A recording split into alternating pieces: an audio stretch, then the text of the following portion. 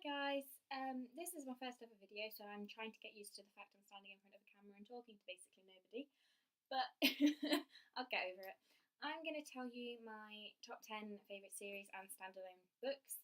It took me a long time to decide these, so I've taken the options of series out of this that I haven't read more than 2 books in. So my first favourite, or number 10 favourite books, are a series that are controversially hated by a lot of people.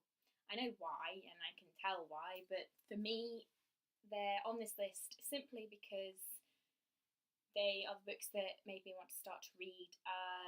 They are the books that got me addicted to YA and all of that lot.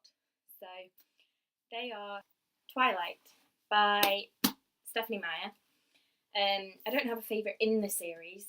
My least favourite would be New Moon, purely because of that Edward issue and the months bit.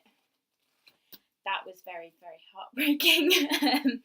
If you don't know what Twilight's about, which I don't know how you don't know what it's about, if you must be living under a rock, but it's about a girl called Bella who falls in love with a vampire, and everything just leads from that, basically. I don't really like the movies that much. Like, the cast is great, but the books are better. Number 9, again, I haven't read the whole series. Don't kill me for it, but I haven't. I'm on book 5, and they are brilliant books, obviously. They're like the best books ever, but to everyone else. The reason they're not higher up on my list is because I haven't finished the series. But that is Harry Potter by J.K. Rowling. I'm only picking up the first one because picking up 7 of them and quite large ones isn't gonna be easy. But yes, these are my number 9 for the fact I haven't finished them, and for the fact there's a lot more series that I personally love more. Do I need to tell you the names of them? Are we going for it? Okay. Harry Potter and the Philosopher's Stone, or Sorcerer's Stone, depending if you're in America or not. Then there's Harry Potter and the Chamber of Secrets, Harry Potter and the Prisoner of Azkaban, Harry Potter and the Goblet of Fire, Harry Potter and the Order of Phoenix, Harry Potter and the Half-Blood Prince, and Harry Potter and the Deathly Hallows. That's the series, and I love them, obviously. It's Harry Potter. If you don't know what they're about, that rock that you're living under must be gigantic, because it's basically a young 11-year-old boy who finds out he is a wizard. There you go. Simple. Okay. Number 8 on the list. Sorry, I couldn't work it out there. Number 8 is Ketchup Clouds by Annabelle Picture. This is a standalone. I would class it as contemporary, but I'm not really. It's not lovey-dovey in that way. It's different.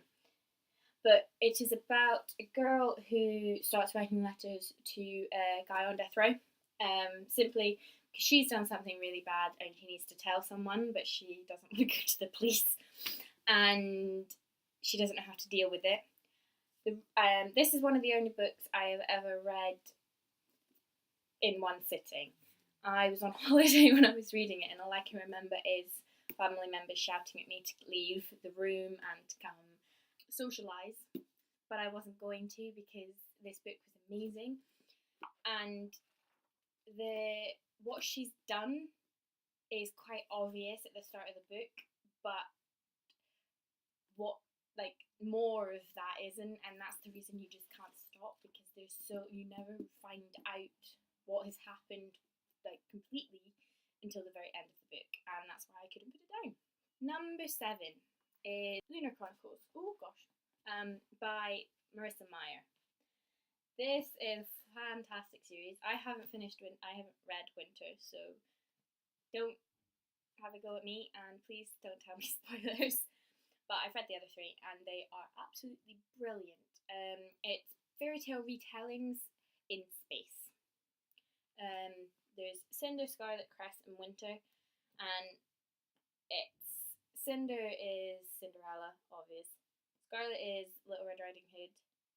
Cress is Rapunzel, and Winter is Snow White. And it's fantastic. Again, I don't have a favourite, they just get better as the series goes on. But they're fantastic. If you haven't read them, you really should. My favourite character in it is Captain Thorn, that guy, the one that I can't remember his name, but he is my favourite character. That one. Cinder's also probably one of my favourites. Number 6 is The Mortal Instruments by Cassandra Clare. Again, I'm not going to pick up the whole series because they're really heavy. there's 6 and they're ridiculously heavy. I love this series. These were the books that made me want to write. And honestly, they're fantastic. The characters are brilliant, the world's brilliant, and Cassandra Clare's writing is just amazing. But it was going to be originally a trilogy, and I picked the 3 up. I got 3 as a Christmas present, and I read them all, and then I had to get the rest of them because at the time I got them, the City of Fallen Angels and Lost Souls were out, so I picked them up and read them, and they were fantastic. Lady Midnight from the Dark Artifices series was going to be on this list because it's fantastic, but because I haven't read more than 1 in the series, I couldn't put it on. It kind of got rid of that one from my issue. But yes, fantastic. It's about a girl who finds out she's a shadow hunter / demon hunter and has to deal with that. And there's a lot of amazing relationships in it and a lot of amazing group dynamics that I love and all this, so it's fantastic. Number 5 is a massively underrated series, trilogy by Amanda Hocking, the Trill series, and it's Switched, Torn and Ascend. And these are another set of books that I've read, each one in one sitting. They're fantastic. It's about a girl who finds out that she's the heir to a troll kingdom. Sounds weird, I know, but it's fantastic. Amanda Hocking as an author is really underrated. Her other series, or one of her other series, Wake, the Water Song series, Wake, Lullaby, Tidal and Elegy, I think, are brilliant as well. They're about sirens. But this one is my favourite of hers, and they're just... Loki's my favourite character in this, and if you read them you will find out why. But they're brilliant, they're non-stop, the characters are really interesting, the world's really interesting, and the writing is just really nice to read. Number 4 is the Darkest Minds series, oh they're in the wrong order, by Alexandra Bracken. And that's The Darkest Minds Never Fade in the Afterlife. It's a sentence, and I love that. But yes, these are fantastic. I read all of them straight away. I bought them and then I read them all, like, binge read? Is that a thing? And they're brilliant books. It's about a girl, Ruby, and yeah, but the world setting is a dystopian book, and it's set that a disease wiped out all the children under the age of 11, and the ones who survived ended up getting powers, like abilities, and they're colour categorised like reds, orange, yellows, blues and greens, and they're brilliant. The main character is an orange and she's fantastic, and I just love them, and Alex's writing is brilliant. Also, like, the publishers did really well with this because it's a floppy book, and I have an obsession with floppy paperbacks. Don't judge me, I'm weird. I have Through the Dark, which is the novellas, bind up novellas for the series. I just haven't got around to reading them. And I also have Passenger by Alexandra Bracken, and I've heard nothing but amazing things, and I do need to get around to reading it. I just haven't had time. Number 3. This is the exception to my rule. This is the next one, and it is A Court of Thorns and Roses by Sarah J. Maas. I was not a huge fan of this one. I picked this one up before I picked up her Throne of Glass series. I wasn't a huge fan, but her writing's so great that I couldn't stop. I loved it. Not saying I didn't love it, but it doesn't compare to this one. Like, this one's just amazing. I just have to say the word Reese, and everybody who's read it will totally understand me, but it's fantastic. Basically, it's a Beauty and the Beast retelling of sorts. Well, the first one is. And it's Feyre, the main character. She is looking after her family. She's the hunter for the family to get food and all this sort. And one day she accidentally kills a Fae,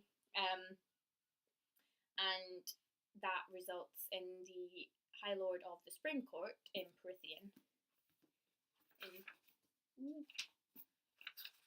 in this place, to come down from the Spring Court over the wall and say and take Feyre back to the Spring Court with him. And she lives there, and she's like prisoner but not, and then they end up falling in love, and there's trials and everything. It's brilliant. But then you pick this one up, and ooh, the lighting's really shit. But you pick this one up, and this is just mind-blowing. This is probably at the moment my favourite book ever, just because of this one. It's not at the top of my list. This could change if I do another one of this next year when the third one is out. This will probably be number 1 on the series list, but at the moment it's number 2, and the characters are fantastic, more so in the second one, but yes. Number 2, The Infernal Devices by Cassandra Clare. This is a prequel series to The Mortal Instruments, and it's fantastic. It's set in 1900s, I believe, London, and it is purely fantastic. The characters are so witty and amazing. Will Herondale is brilliant. And I love this one. This one is better, obviously, it's on my list at number 2. I feel better than The Mortal Instruments. There's not enough of it, but I love it. I just warn you, if you're going to read the series, make sure whatever you do, you read this one, the third one, before you read the City of Heavenly Fire in the Mortal Instruments series, because otherwise, spoiler alert, massive spoilers. But make sure. I would, if I went back, I would read them in the order they were published. But as long as you've read this whole series before you read Heavenly Fire, you're fine. And then, last but not least, if you can't tell from the shirt and everything else, is Throne of Glass by Sarah J. Maas. The whole series is fantastic. It just gets better as you go along. I read Assassin's Blade, which is the bind-up novellas, prequel novellas to Throne of Glass, before I read Queen of Shadows. But if I went back, I would read them at the very start, because so much in this explains so much in this. So you have to have read these before you read this, Queen of Shadows. But as long as you, I would read them. I would class it as book 0 and read it before all of them. But they're so brilliant. The characters are amazing. Selena is absolutely fantastic. She's the most interesting female main character that I've ever encountered. I'm weird, and I have a really big thing against main females. Like, for the majority of books, I don't like them. Sarah J. Maas's, however, her books have changed me on that. Both of her main females are my favourite characters in the whole series. Well, except from A Court of Mist and Fury, because Reese. But yeah, they're fantastic. The covers are absolutely gorgeous. The way that Sarah writes is amazing. Her world building, everything about this series is brilliant. If you don't like the first one, read the second one, because then you won't be able to stop. But they are absolutely brilliant, and I don't know what else to say because they're fantastic. Did I not tell you what they were about? I don't know how to explain it. It's high fantasy, and it's about a kick-ass assassin. And anything else I say is huge spoilers, so I'm not going to say anything else. You should just read it. And if Kick-Ass Assassin doesn't make you want to read it, then I don't know what will.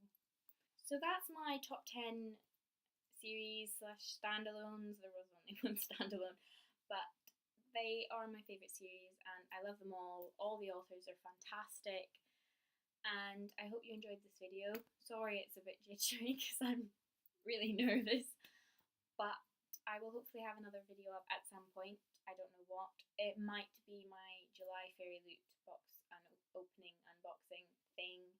I don't know. We'll see how I feel. Thank you for watching.